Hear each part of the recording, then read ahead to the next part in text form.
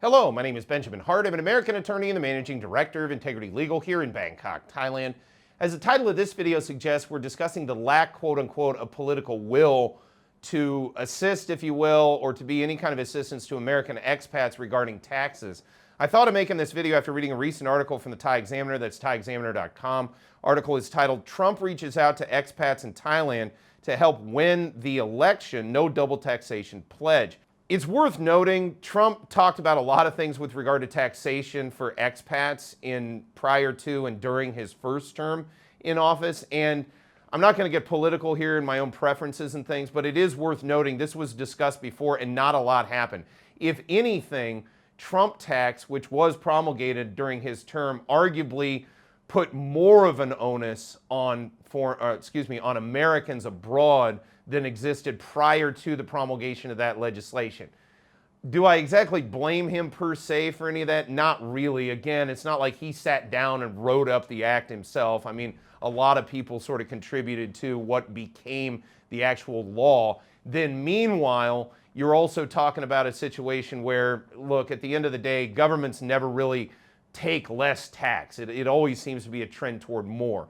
That being said, quoting further, lack of political will hinders efforts to change outdated tax laws for expats living abroad. Yeah, I've said this for years. Expats and prisoners are the two groups of people in the American body politic that virtually have no constituency. And what am I talking about here? Well, for whatever reason, expats are oftentimes just kind of overlooked. If anything, we're all, we kind of get this reputation as we're all a bunch of tax dodgers, quote unquote, which I don't even know what that term means, but we're all sort of running around abroad, living the life of Riley and sort of forget about the check we'll get hell to pay, to quote AC/DC, when it comes to our tax burden. That's really not the case. The vast majority of Americans that live abroad oftentimes fall under what's called the foreign earned income exemption, so don't even really have tax obligation, don't even have tax liability back to the United States, and may need to file a return, but they may not owe anything. Meanwhile, again, it's worth noting, I think it's really worth pointing out that, yeah, expats don't have a lot of voice when it comes to policy being made in the United States because, again, they don't really have a constituency. They're not there. They're not in the U.S. Again, you may be able to vote for president, but depending on where your residency is for purposes of voting, if you even have one in the United States, you might not even be able to vote for somebody in our Congress. So, again, it's hard to say that American expats are going to get a lot of attention from relevant political figures. Now, again, it's good to see that Trump is at least saying these things. I'm curious to see what Kamala Harris has to say about such matters.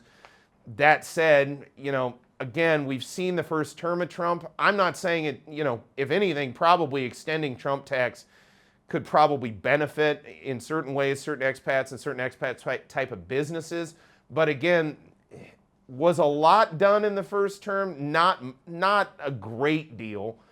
And if anything, you could argue, in fact, that Trump tax actually, again, placed a larger onus on most Americans outside of the United States. But that said, it's good to see somebody at least paying lip service to the notion of Americans, not having to be so burdened by their own tax system, notwithstanding the fact they're not in their own country.